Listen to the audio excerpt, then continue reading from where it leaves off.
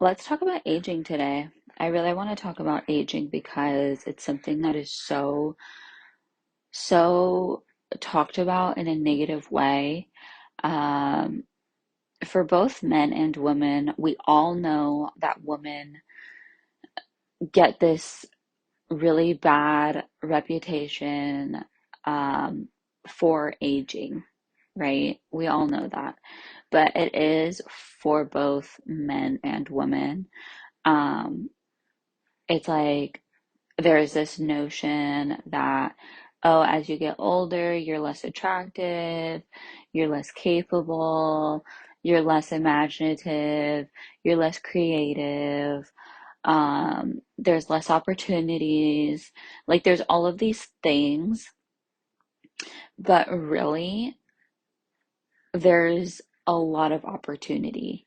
There's a lot of creativity. There's a lot of imagination. There's a lot more wisdom as well. There's a lot more wisdom. There's a lot more things happening in your life. There's a lot more things that happen when you're older.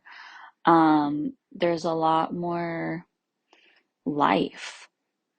There's a lot more expansion. There's a lot more authenticity, by the way. Like a lot. There's a lot more wisdom that comes with age. Um, and because of that, there's a lot more authenticity.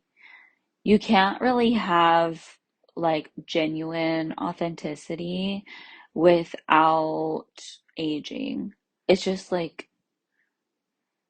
it's just like not really possible.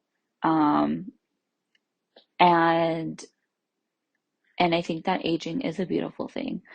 I think that the older that we get, there are more possibilities for us. There are more opportunities for us because we know more. And we're also able to decipher which opportunities we want to take because we know more, because we know more about ourselves. We know what we like, we know what we don't like, we know what kind of people we want to be around and what kind of people we don't want to be around.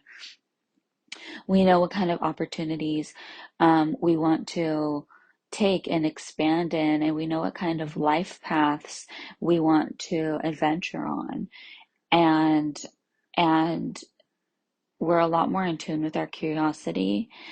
And I feel like there's just a lot of beauty that comes with aging. And this whole notion that, aging is bad, or like aging is ugly, or aging is boring, or aging is sad, it's just like a bunch of bullshit. Honestly, it's just a bunch of bull crap that society has taught you. Um, and it's just a bunch of bullshit. Like, honestly, um, it it came from like after World War II, when college degrees really became a thing, in order to have a career. Um, like after World War II ended, that was when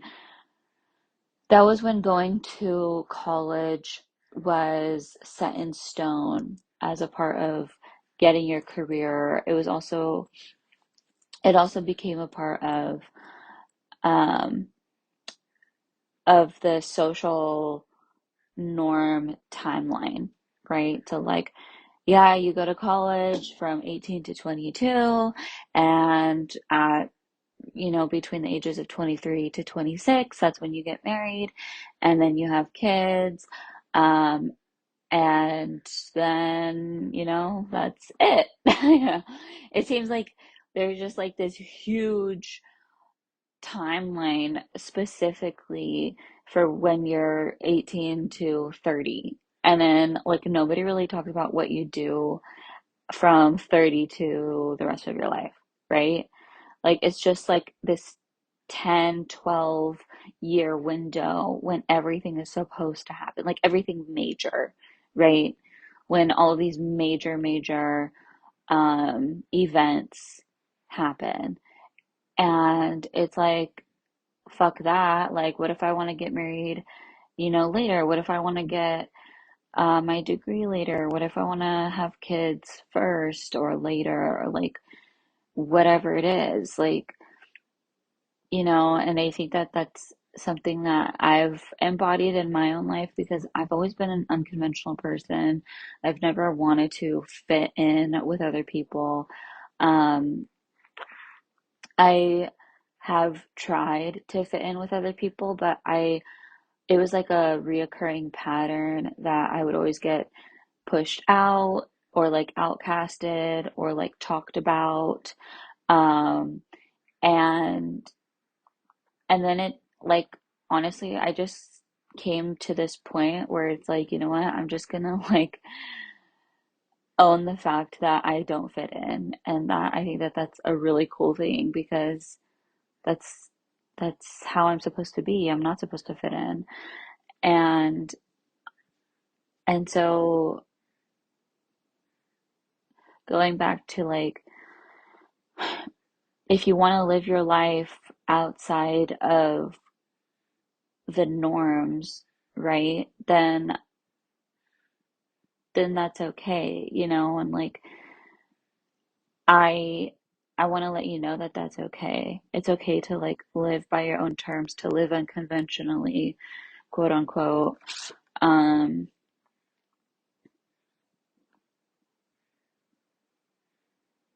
to figure out your own destiny, it does take authenticity.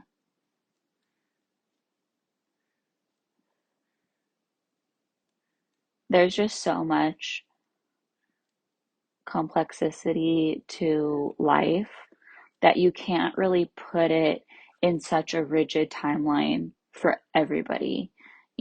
Like this whole concept of like we all fit in this one box called a social norm timeline. It's just like not realistic. It's really not realistic and it's not possible. Some people do fall in that timeline naturally. Like, yeah, some people um, get married at 25, have kids at 26, um, and, they finish their degree at 22, 24.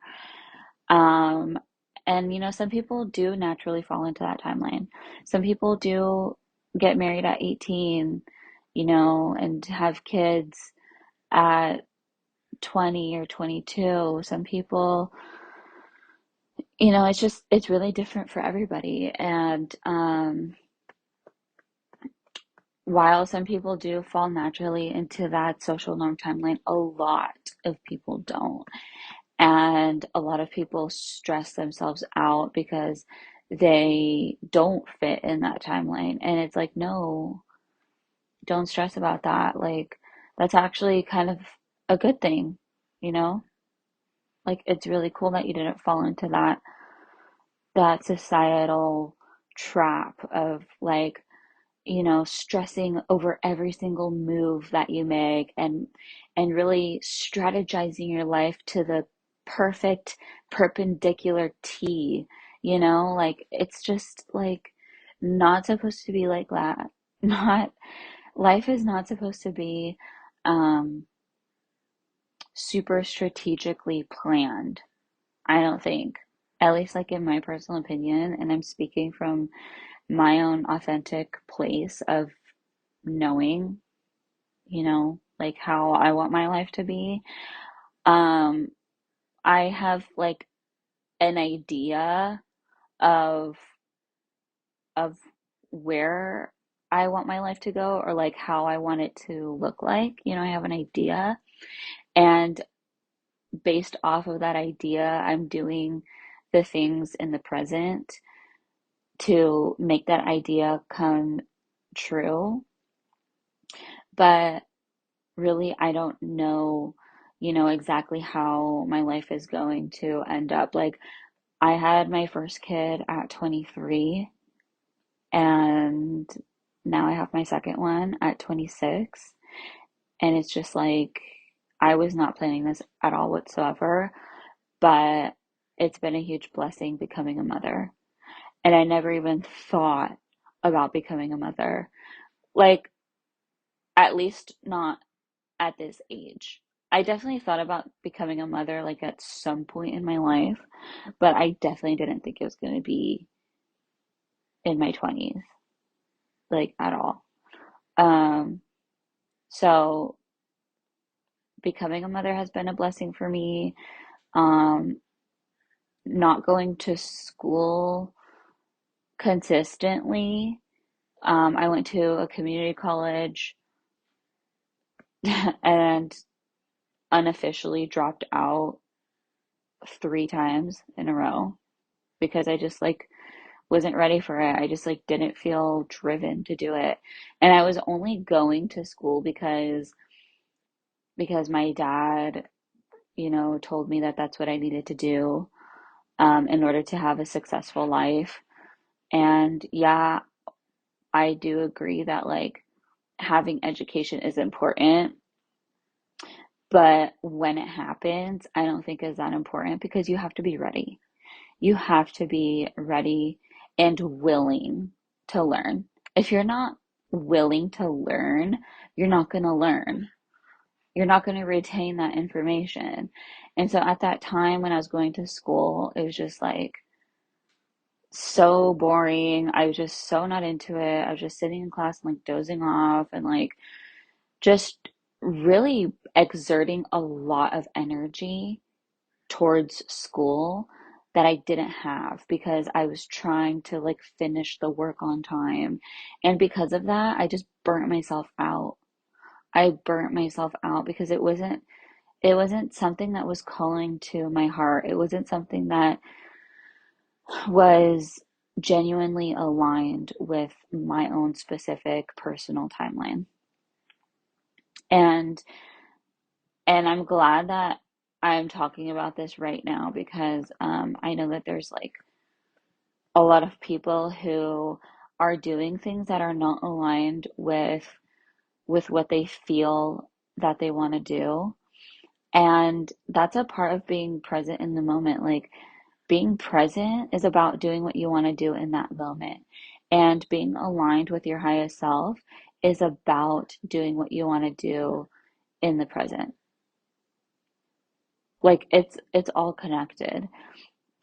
So if you're living life according to this timeline that your parents have for you, or like what social norms say that you have to do in order to be successful, quote unquote, like it's just so like if you feel like going to college at 18 or 20, and you feel ready and willing, then by all means, like that is that is what you should do. If you feel called to do that, if you feel like you're ready and willing to learn at that time, then hell yeah, then go. But like if you don't force yourself. And for me, like I felt like I was ready and willing to learn at the age of 25. That's when I felt ready to go back to school. So I did. And I feel like I've been more successful than ever before in my college career education area. So it's just like all individualized.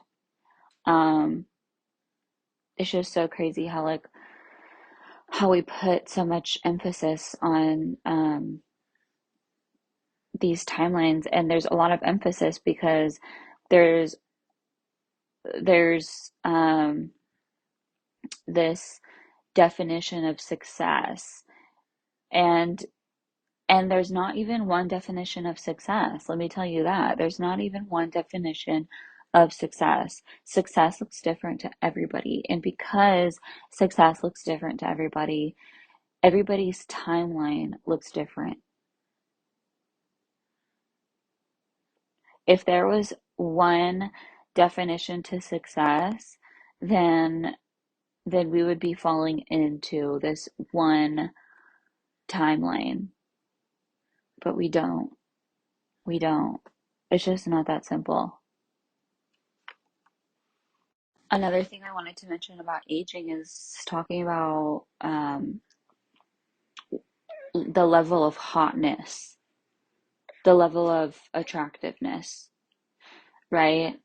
It's been thrown around our society, this idea that when you get older, you're less attractive, right? Oh, you're in your prime when you're in your early 20s. That's your prime. What the fuck? How is that? That's not my prime. That's not, at least that wasn't my prime. Hell no, dude. My prime is still on its way. But let's talk about attractiveness, right? What really builds attractiveness? What really makes somebody attractive? My personal view on what makes somebody attractive is how they feel in their own skin. That's what makes me attracted to somebody. When somebody is authentic, when somebody is living their life on their own terms, when somebody knows themselves inside and out, that's hot. That's nice. That's good looking. That's hot. That's sexy. That's attractive. Personality is attractive, right? Genuine, authentic personality, not cookie cutter personality. Okay. Um, so embracing your physical features as they age is really beautiful. And what really complements the aging process is is embodying confidence from within. That is what is going to really establish a beautiful foundation for for aging.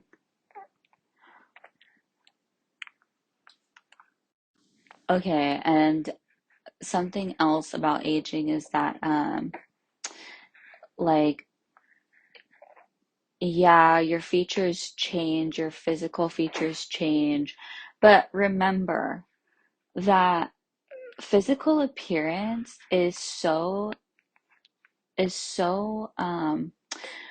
what's the word? It's like finding somebody attractive physically is different for everybody. Like everybody has a different taste, right? So what I find physically attractive, somebody else doesn't find that physically doesn't find that person physically attractive, you know? So like it's all subjective. Physical attraction is all subjective. So like, you know, it doesn't really matter. And like if you embrace your physical features, um, especially, with change, like you just become that much more powerful. You just become that much more confident. And somebody who's not superficial is going to find your confidence sexy. They're gonna find your your authenticity beautiful. And they're not gonna care about, your wrinkles. They're not gonna care about your your um what are they called? Like sunspots, like nobody, I mean, like, yeah, there are some superficial people out there. We know that. But like, the people who view life in a more spiritual way are going to embrace you for who you are personality wise, you know, like who are you on the inside? Like that's really what matters. And and here's a little trick. If you're young at heart, if you think of yourself as young and vibrant and vital, your outer appearance is going to resemble that. It's going to mirror that because our outer reality always reflects our inner reality. So what's your inner reality?